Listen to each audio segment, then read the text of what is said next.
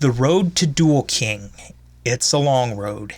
Hey everyone, Templar74 here with another Yu-Gi-Oh video, and today's Yu-Gi-Oh video is going to be my review of the latest episode of Yu-Gi-Oh! 7's Episode 2. And I gotta be honest with you guys, when I reviewed last week's episode of Yu-Gi-Oh! 7's, and when I watched last week's episode of Yu-Gi-Oh! 7's, I was shocked at how much I enjoyed the episode. I really didn't think I would enjoy it as much as I did, and I turned out to be pleasantly surprised, and I was really deep down hoping that episode 2 would continue that trend. After watching this episode, I am now confident in saying it did. I enjoyed this episode almost as much, if not more, than I did last episode, which is really saying something because I was just shocked at how much I enjoyed last week's episode. But with that being said, I'll explain my reasoning behind that soon enough. So, at risk of further rambling, let's move on and talk about the actual episode.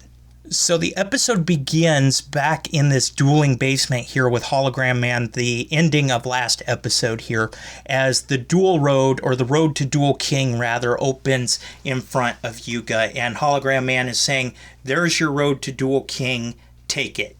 And Yuga is kind of shocked, and he doesn't really know what to think, and he doesn't really understand the concept of what Duel King is, and Luke actually explains it to him, and he basically says, when you're Duel King, you get to make the rules for dueling. Everybody has to follow what you say. You are the leader of dueling. You call the shots, and everybody does what you say. When I saw that, my first thought was, okay, somebody needs to get a hold of a Tim and tell him that, because our original Duel King way back in the original days just adapted to everybody else's rules and just went along with it. Really no questions asked. So if that really is what Duel King is, Tim, you got the shaft. I just got to say that right now. I kid, of course, but no, seriously there. I really don't believe that that's what the Duel King is. I think the answer to that is far more complicated, and I don't think we're ever going to get a true answer of what being Duel King is. It's kind of like Pokemon, where Pokemon's resounding question, involving Ash anyway, is what is a Pokemon Master? Yu-Gi-Oh's is what is Duel King? I think it's just one of those open-ended questions where we're never really going to know an answer to, a straight-out answer to. And, yeah, I think that's just going to be Yu-Gi-Oh's running question for the remainder of however long the franchise goes. But with that said, though, anyway, Luke explains being the Duel King to Yuga. He's even less interested in it now, and he tells Luke to go ahead and follow in that path for him. You take that path, because all he really wanted was for people to enjoy rush dueling and to have fun. That's all Yuga wants. He doesn't want to be Duel King, he just wants to have fun. So Luke, of course, immediately jumps on it. He's like, okay, I'll walk this path for you. And there was not even a second of hesitation, not even a second of thinking when he said that. And I loved how Roman and our other student council president here, our guy here, just doesn't question it. They just question him like, really? That was way too fast of a decision. But with that said, though, Luke, of course, is walking right towards this path and right into a wall, because the path is nothing more than a hologram. And I loved it when Luke smashed his face up on that tablet of legend there, because, you know, let's be honest, that's karma right there. It serves you right, dude. Your friend just said, okay, you can be Duel King in my place. I don't want it. And that's how you treat him, and that's how you get rewarded. That's karma there at its finest. So anyway, the other pressing question between Yuga and Rook right now, well, they call him Rook in Japanese, it's Luke, and this is something that we're going to happen throughout this review process, so just bear with me here. Anyway, Luke, he's at odds with Yuga on what they should do about rush dueling here, because Yuga wants everybody to know about it. He's like, let's not keep it a secret, let's share it with everybody. That's really what I want. And he's the inventor, so you would think that that should be how it goes. Well, you'd be wrong. Rook, or Luke here, is more of the mindset of, listen, we got to keep it quiet because A, we could get in real trouble by Gohan Corporation if they figure out it's us, and two, we could potentially lose rush dueling because once they find it, they could just instantly delete it and we'd be right back to square one here. So Luke wants to keep it quiet, Yuga wants to share it with everybody, and these two are really at odds here, and it's something that carries on into the following day when they go to their school, but not before we have this funny interaction between the two of them where Luke is trying to explain his reasoning for keeping rush dueling quiet, and we look at Yuga and he's just on the floor and he's just torn apart this drone and put it back together, and he's like, "Oh, I'm sorry, did you say something?" I really liked that moment there. I don't know why. But the drone also plays a little bit later on into the episode too, so I'm getting a little bit ahead of myself. So back to everybody's favorite Gohan 7 Elementary here. And again, Yuga is talking to his classmates about rush dueling and kind of telling them what it's about, and Luke catches on to this and he instantly goes back at it with Yuga like, "I told you to keep it quiet," and Yuga's like, "No, I don't want to keep it quiet." And it's funny because Roman actually has the suggestion here for them, the typical Yu-Gi-Oh suggestion here, where she's like, "You know what, you guys are arguing about dueling, why don't you just settle this with a duel?" That is a shocking idea, Roman. That is such a great idea, and that's exactly what they do. Yuga takes Luke up onto a rush duel, and they head up outside to this, like, the roof of their school is like a dueling platform here, which I kind of enjoyed that. And these two are going to rush duel with the classmates that Yuga was talking to standing there, along with our favorite student council president and Roman. They're going to watch this rush duel go down between Luke and Yuga, and things kick off immediately. And I got to say this about rush duels too. I said this a little bit last week. I just want to say it again.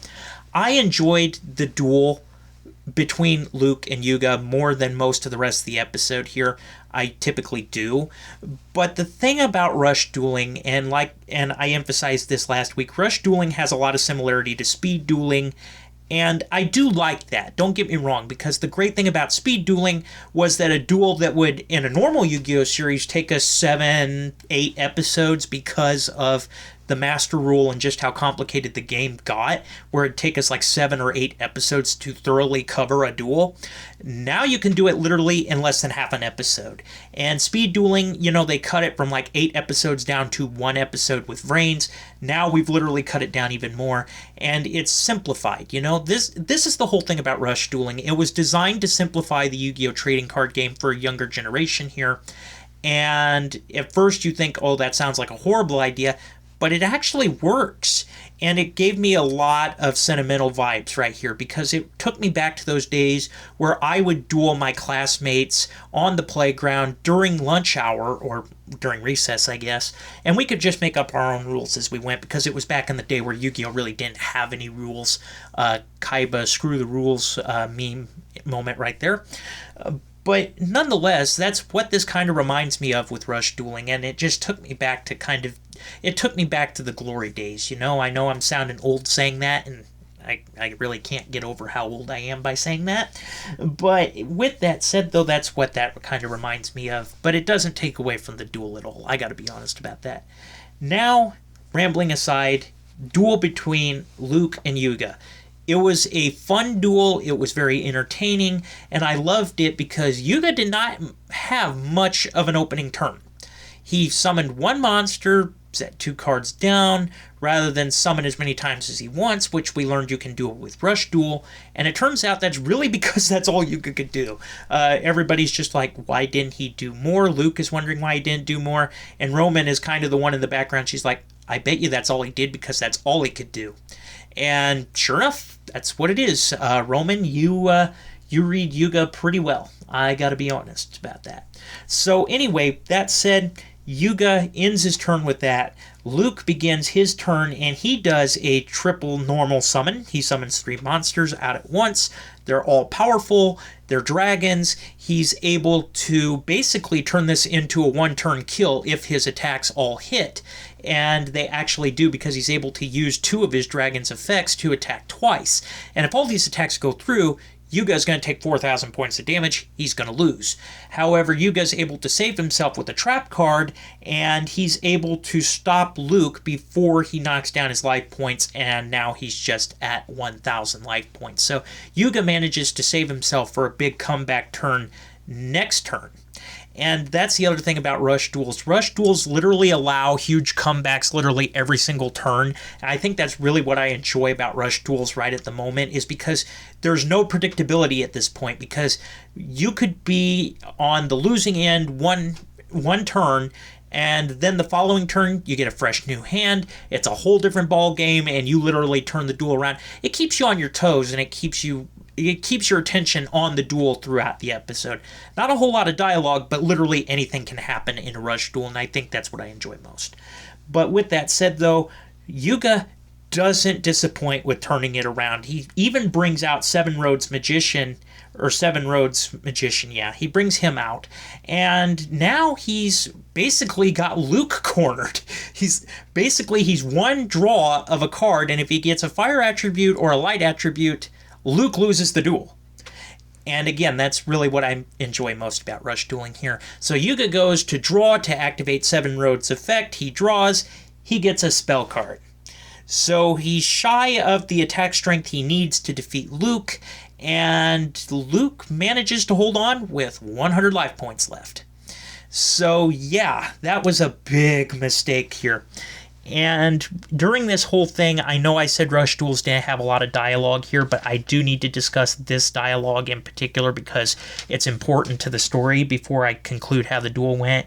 We see Luke actually explain what this ability he had last episode of being able to disable machines is, and I was pretty intrigued by this, and I really wanted to learn more about it. I wasn't thinking we were going to get it this soon, but it turns out that Luke thinks he's got this demon within him, and it disables machines, and how he was able to become the top duelist at their school was he would use this ability to sneak into duel centers meant only for adults, where he would duel the adults there, and that's how he honed his skills and became really good. It wasn't because of this quote-unquote demon, it was because he had a lot of practice here. And it's also funny because we see him explain this whole thing about it being a demon that disables machines, and Yuga's like, oh, okay, that's not a demon here.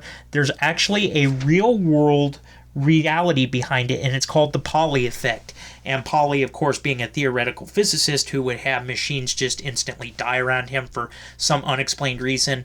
It's the Pauli effect. It's no demon there, and that kind of crushes Luke's vibes a little bit here.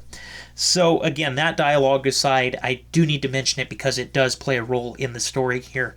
And yeah, these two are going at it. Luke is deciding he's going to end this rush duel this turn when he brings out his ace monster, Rush Dragon Dragears, and he's able to use its effect to defeat Yuga for real.